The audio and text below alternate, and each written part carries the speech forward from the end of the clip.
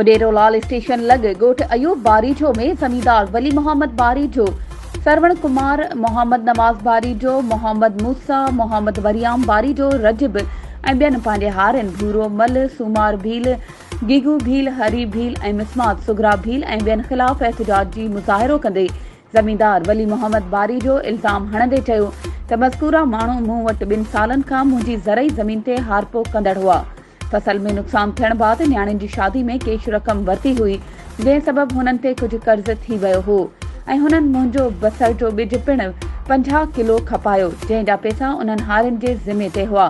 कर्ज़ ॾियण बजाए हुननि कोर्ट में कूड़ो केस दाख़िल करायो त ज़मींदार वली मोहम्मद बारीजो असांजे ॿारनि ऐं औरतुनि खे पंहिंजी निजी जेल में क़ैद करे रखियो आहे। जंहिं ते एसएचओ उडेरोलाल स्टेशन असां वटि पुलिस मोबाइल साण पहुतो ऐं उन्हनि ॾिठो त औरतूं ऐं ॿार कंहिं बि क़ैद में न हुआ। कोर्ट जे हुकुम ते एसएचओ उन्हनि खे कोर्ट में पेश कयो ऐं कोर्ट सॻोरी हारियुनि खे पंहिंजी मर्ज़ी मूजिबि रहण जो हुकुम जारी कयो।